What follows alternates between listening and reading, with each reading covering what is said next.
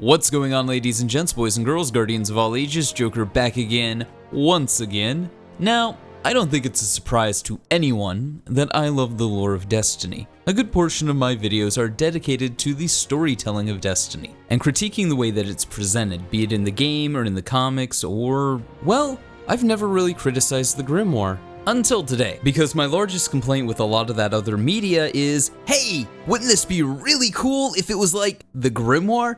Wouldn't the comics be really cool if they just took stories out of the Grimoire and retold them? Wouldn't the game be really cool if it had the storytelling elements of the Grimoire? Wouldn't this be cool if it was the Grimoire? Wouldn't that be cool if it was the Grimoire? Wouldn't just Destiny be really cool if the story in the game and all the other tertiary media was the Grimoire? It's like the Grimoire is this really cool thing, and then everything else is just kind of serviceable. And that by no means, ladies and gents, boys and girls, guardians of all ages, means that every entry in the Grimoire is a solid entry. Far from it. In fact, most of the Awoken lore presented in Forsaken really does feel like Morozov's My First Fanfic. And I just found it so droll and unintelligent and boring to read through. It was like reading a young adult novel, only worse. It was like reading the fan fiction of a young adult novel. In my opinion, it was just bad. It overstayed its welcome, it was unreadable, and it was a slog, right? I hated every second of reading Morozov's origin story. That doesn't make it invaluable. In fact, there was a lot of information that really fleshed out the characters of Aldrin and Mara and really humanized them. Sure, it was presented really poorly and overstayed its welcome. I mean, I think this is one of the largest pieces of lore we've ever gotten, but there was still value to it. And contrary to what people may believe, I do actually try to find the value in something before I criticize it. In order to find something worth criticism, it must intrinsically have good qualities. If it doesn't have good qualities, then you can just dismiss it outright. And for me, personally, the most redeeming qualities of Destiny has always been the gunplay, the lore, and the art. So, in my last video, I talked about one of the best pieces of Destiny lore, how Aldrin is quite possibly one of, if not the best written characters in all of Destiny. So, today I thought I'd take a look at the Grimoire and talk about one of, if not the worst, written, executed, contributed, created pieces of lore in all of Destiny. Confession of Hope, Part 1 and Part 2. Confession of Hope Part 1 reads, "The choice haunts me. It was not reasoned. I let emotion get the better of me. The fallen had moved on. The few survivors were huddled close in the dark of a cave, muffling their heavy, quick breaths, stifling their sobbing. When I found them, many nights before, I found renewed purpose. I had traveled these dead and dying worlds for longer than I cared to remember. Over time, I grew weary, but in this small band of survivors, I found hope. If I couldn't find a lost soul worthy to be touched by the light, then I would find another way, a smaller way, to be of service. I would lead this small gathering of desperate men, women, and a single child to the growing sanctuary beneath the traveler. If I could not find a hero to challenge the darkness, I would be a guide to those in need of salvation. It took me some time to gain their trust. I was odd, other. They thought I was an angel. I told them I was not. They named me Tainashi. I did not object. The child marveled at me. Still too young to speak, much less comprehend, he had a presence that was a burden and a boon. His parents did all they could to nurture him, protect him with the aid, comfort, and care of their traveling companions, once strangers, now bound deeper than any blood by their shared experiences in this new life after the end of the world. On that day, in that cave, huddled in fear as the fallen skiff roared over the tree line, the mother wailed, a sound I had never before heard, and hope never to hear again. Such pain, such sorrow, grief, suffering, loss. Her cry echoed through the forest. Her husband, weeping and on the edge of breaking down, simply held her, and the dead child in her arms. The others tried to calm them, out of fear that the fallen would return. The attack had been swift and brutal, 20 dead. Only 9 survivors, here, in this cave. I watched the tree line, anxious and afraid. The mother's pain filled the space between the thick trees. I turned back to her and saw it for the first time, the child's spark. Faint, but there. This boy was not my charge. Those selected to return were champions. This child was so small, so frail. What devotion had he shown? What bravery? What had he sacrificed? But a thought lingered. Every hero rised fought not for themselves, but for the whole of humanity. If saving one life, if readdressing this one terrible loss was not a worthy cause, what was? I watched the mother as she cried. I felt myself expand, felt the light that was me intensify.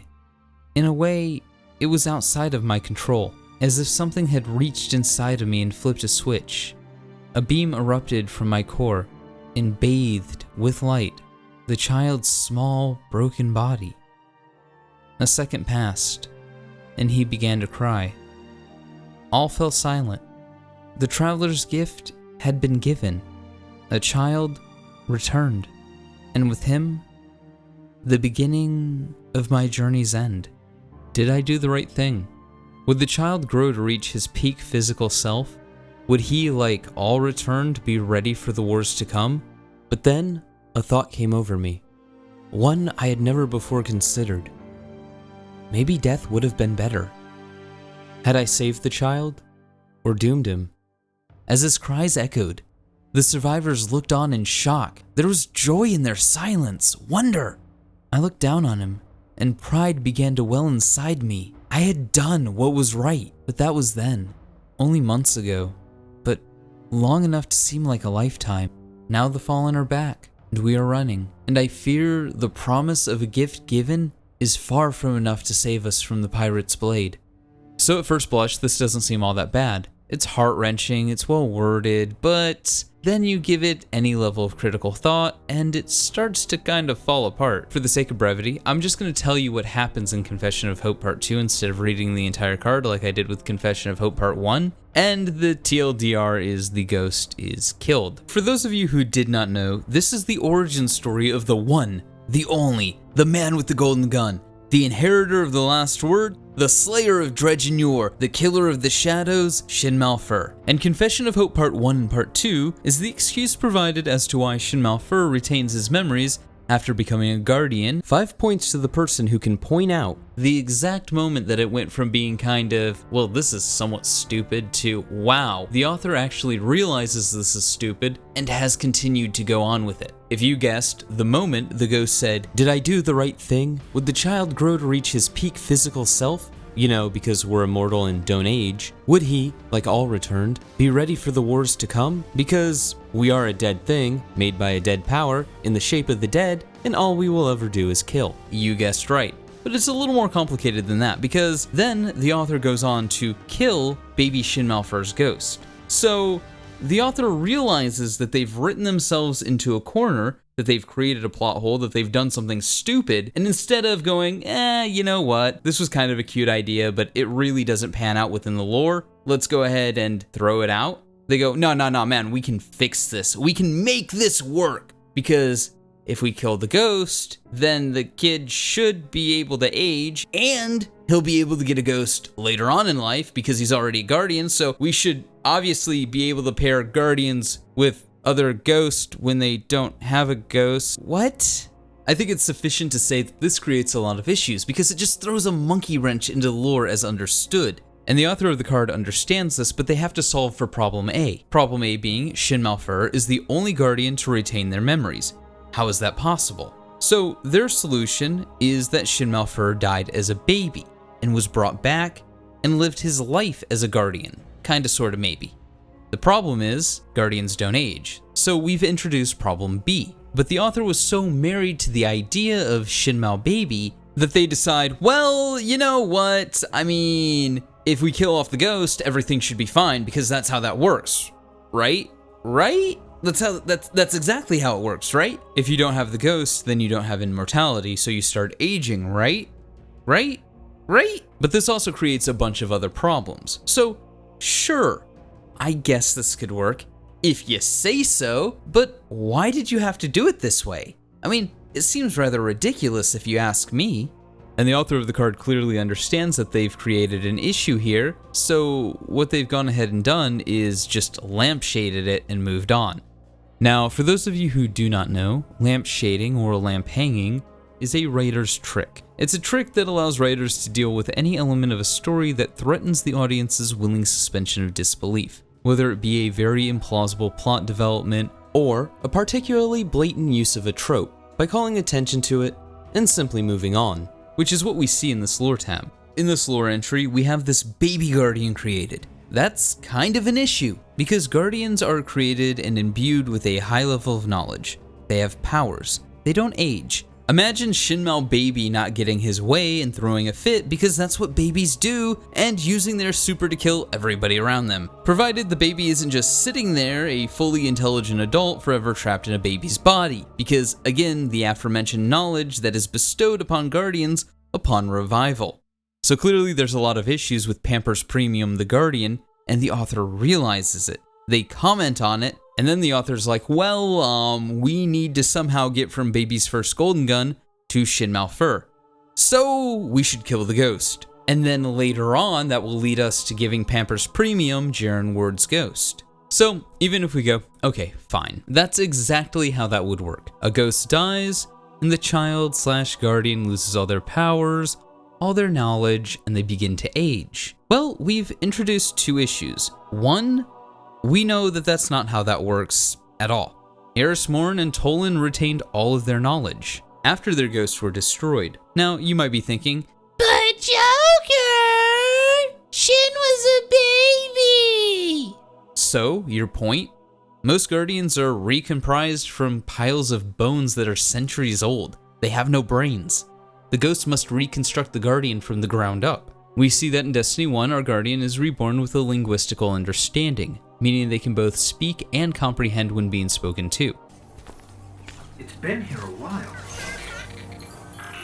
Hasn't made a jump in centuries. We're lucky the Fallen haven't completely picked it clean. Will it fly? I can make it work. Our guardian has complete motor function control.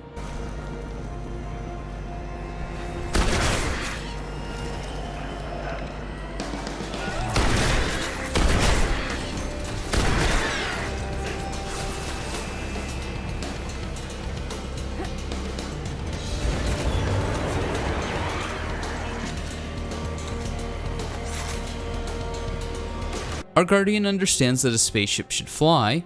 They have some level of combat sense and understand how to use a gun. Now, you may think that this is somewhat absurd, but all of this information has been granted to guardians in order for them to function, as in reality, any one of these skills would take years to learn, let alone how long it takes to have any competency or mastery of it.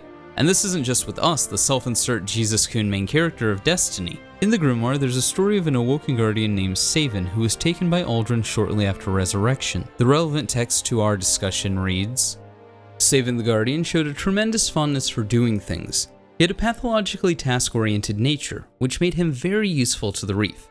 Yet, there was always the sense that his ghost was watching, observing, reporting.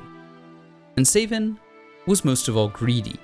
Not in the grasping manner of the petty, but in the enormous all-consuming way. For he desired materials and experiences that would temper him into a better guardian. He was always experimenting with his strange powers, in foolish ways that left him briefly dead, seeking a new super ability or some way to make grenades faster. He grew tired of performing trivial tasks about the Reef, complaining that the dangerous repairs he made were endless and boring, and that he wanted to move on to new worlds.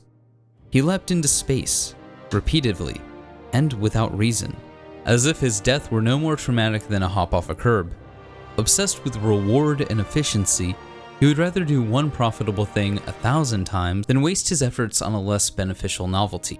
So not only do newly risen guardians seem to have a fairly comprehensive base knowledge, but it appears that they have a fairly comprehensive high-end level of knowledge as well, for things like engineering. So, Pampers Premium should have been given this knowledge as well, and they should have retained it like Eris Morn. To not do so would be to arbitrarily ignore the established rules of the universe because reasons. to tell a half-assed story about why Shin Malphur retains his memories when there's way better ways you could have gone about it, and we'll get to those later. To quote fantasy author Brandon Sanderson's Laws of Magic, an author's ability to solve conflict with magic is directly proportional to how well the reader understands said magic. If a character, especially a viewpoint character, solves a problem by use of magic, the reader should be made to understand how that magic works. Otherwise, the magic can constitute a deus ex machina. Keep that rule of magic in mind for the rest of this rant. So instead of something simple like, yeah, Shin had the potential to be a light bearer, Jaren Ward's ghost saw that, and after Jaren died and Shin was older, Jaren's ghost offered to make him a guardian. Shin had to die first because nothing is free. With great power comes great responsibility, and great power requires great sacrifice, and so on and so forth, which would, narratively speaking, fit what we're told is the best of the best when it comes to choosing what a guardian is. And I mean, even the ghost in Confession of Hope goes, "This little boy was not my charge. Those selected to return were champions. This child was so small, so frail. What devotion had he shown? What bravery? What sacrifice?" This really wouldn't be a problem if Shin Malphur as an adult was given this option to become a guardian. At the end of the story of Dredgen Yor, Shin Malphur has shown devotion and bravery and sacrifice, and he'd be showing that again with his willingness to accept this bargain of death, where everything he is or was is erased and replaced with this light bearer, and the faint hope that once he's this new person, he'll want to go avenge Jaren Ward, because now he has the power to do so. And that would be really bittersweet. William Faulkner once said, "The only thing worth writing about is the human heart in conflict with itself." And that's exactly what this would be. It's a scenario where Shin Malphur trades his life for the power to avenge Jaren Ward. But one of the biggest features of the Shin Malphur mythology is that he retains his memory after being turned into a guardian. So without something as nonsensical as Deus Ex baby Shin Malphur, how can we get from point A to point B? Well, of course, there are hints in the lore that guardians should have their memories. Our ghost during the Cade Stash mission in Taken King states as much. That said, with a few exceptions, every guardian is somebody who died decades, if not centuries, before their resurrection. A super quick 1-2 death revive is something that we really haven't seen demonstrated in the lore. So one approach they could have taken is the medical scientific approach. This approach basically looks at the way the human brain actually works.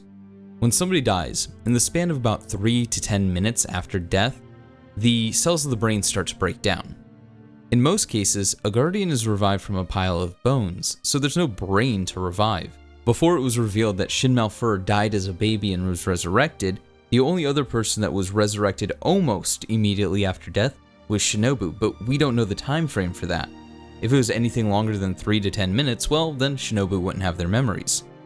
And that would make sense, but Shin Malphur dying and then instantly being revived and keeping his memories because he was instantly revived also makes sense. And this sort of answers why it doesn't seem like Exos have a complete memory wipe either. Because, well, their memories are fragmented from resets, not necessarily fragmented from being revived by the Traveler. So, all in all, this would hold water, and it would explain why some people have kind of fragmented memories while other people have no memories, while some people have full-on memories. But again, that's not how they chose to do it. Another avenue they could have taken is, well, Shin Malphur wrote everything down. Which, to be absolutely clear, he did that. That's what we see in Ghost Fragment: The Last Word. Which opens with, "I'm writing this from memory. Some mine, but not all. The facts won't sync with reality, but they'll be close." And there's no one to say otherwise. So for all intents and purposes, this will be the history of a settlement we called Palamon, and the horrors that followed an all too brief peace. So the lore could have just easily stated, well, Shin Malphur has his memories, or at least a facsimile of his memories, because he wrote them down. Now certainly at this point this is somewhat of a cliche in Destiny. I mean, Cade 6 had a journal, Shinobu had a journal, but Shin Malphur is the original I wrote everything down guy. There's also a third way that they could have gone about it, and that's Shin Malphur got his memories from Jaren Ward's ghost. Now let's go back to Taken King for a second. There's a line in the Cade Stash mission spoken by our ghost that states, "You know, it's starting to concern me how seldom you talk. We've been through a lot together. The neural symbiosis is pretty far progressed, but you'd be surprised how little I understand what you're thinking." So there's a level of neurosymbiosis between the ghost and the guardian, and this makes a lot of sense. Guardians can be atomized, they can be sniped, they can have their heads blown off, cut off, stomped off. Basically, there's a lot of trauma that happens to Guardians' heads that would render the brain nothing more than a fine paste. So there needs to be some mechanism by which the ghost can revive a Guardian and the memories remain intact. Basically, it seems like a Guardian's ghost is the equivalent of cloud storage for your memory. And I want to reiterate the beginning of Ghost Fragment: The Last Word. I'm writing this from memory, some mine, but not all. The facts won't sync with reality, but they'll be close, and there's no one to say otherwise. So, for all intents and purposes, this will be the history of a settlement we called Palamon and the horrors that followed an all too brief peace. So if we take the Last Word card, if we take that there's some sort of neural symbiosis between Guardian and Ghost, and that Ghost act as some sort of cloud storage for a Guardian's memories, then what happens when a Guardian is paired with somebody else's ghost? With all of that considered, you could argue that Shin retained his memories because they're not his memories, but the memories, or the residual memories, left over by Jaren Ward's link with his ghost. They would be, to abuse a pun, the ghost of Jaren Ward. Some might even say, a ghost in the shell. I mean, think about how deep that actually is. You sacrifice your life to gain the power not only to fight for the greater good, but to avenge your father. You know you're going to lose your memories in the bargain. However, something unexpected happens. Because the ghost that Shin Malphur is inheriting is Jaren Ward's ghost, Jaren Ward's residual memories reside within the ghost. So, Shin inherits these memories as well. He knows he's not Jaren when he's viewing the memories, he knows he's Shin, but he remembers how Jaren Ward loved and cared for Shin from the point of view of Jaren Ward. That would be fucking epic. So if we go back to the premise of Confession of Hope Part 1 and Part 2, the entire point is to try and explain why Shin Malphur still has his memories. It's because he died as a child and was resurrected. Now, we've outlined why that would have issues, things like his powers as a Guardian, the knowledge that you get when you're resurrected as a Guardian, the whole not aging thing. The author of this lore clearly understands that these are issues as well and promptly kills off the ghost. This is not a graceful solution. They introduced a larger problem to explain a non-issue. With this lore, they've introduced a large problem trying to explain a non-issue. The author then realizes that, and they try to hand-wave it away, because the author is so married to the idea that they have to salvage it. So with the ghost dead, the kid grows up, and Shin eventually meets Jaren Ward. Jaren's ghost sees the spark in Shin, and later Jaren dies. Shin inherits not only the last word, but Jaren Ward's ghost as well. The two then ride off into the sunset, happily ever after, and hunt down Dredgenyor to avenge Jaren Ward. A happy ending. This explanation of how Shin Malphur retained his memories is the equivalent of fixing a cat scratch on your hand by cutting your arm off and replacing it with a prosthetic. Sure, that works, I guess, but really? Really? That's how you want to go about it? That's how you want to address this non-issue? Isn't that kind of absurd? Now, throughout this video, we've demonstrated why Baby's first Guardian is kind of ludicrous, just based on the things that Guardians are granted upon revival, that, even when a ghost is destroyed, as we see with Eris Morn, still remain. Things like all the knowledge a Guardian is granted, but there's some other problems with this as well. Shin has had two ghosts that were not his own. This isn't particularly lore-breaking or unreasonable, plot convenient as hell, not lore-breaking, but I've got to look at lore as a whole. If Shin can have two ghosts, why not other Guardians who lose their ghost? I mean, short of a ghost's preference to revive their own charge. We know in the lore that there's quite a few ghosts that have failed to find their charges. This makes sense because hundreds if not thousands of potential charges like Aldrin have spent the better part of 500 years in the distributary. We also know that people born after the collapse can become Guardians as well. We see this with Shin Malphur, we see it with Shinobu. So we have this scenario where there's a bunch of ghosts who have given up on ever finding their charges because, well, they've been searching for 500 years and have found jack shit. So, why not pair these ghosts with Guardians who have lost their ghost? Guardians like Eris Morn. Hell, being paired with a new ghost might purge the hive corruption from her, and she might get back some semblance of her sanity. Or, and this will probably sound a bit more tinfoily and need a bit more explaining, why not give Cade 6 a new ghost? When we found Cade 6's body, there was nothing our ghost could do because our ghost is paired with us. However, that doesn't mean that something couldn't have been done. See, the way it seems to work in lore is guardians have their own light, and ghosts channel that light. There's one instance relevant to the story of Shin Malphur where a guardian is killed without his ghost being destroyed. This has always puzzled the Destiny community, as the mechanics for guardian death have been poorly explained. How can a guardian die if their ghost isn't killed? Well, we got an answer for that. Guardians have a spark of light within them. The ghost reignites that spark of light every time a guardian dies. In the case of Jaren Ward, who was killed without his ghost being destroyed, it's because of the manner in which Jaren Ward was killed. He was killed by Thorn. Thorn not only creates a local light suppression field, but it drains light as well. That's why they call its perk Mark of the Devourer. It devours light. And we find all of this out in Drifter lore.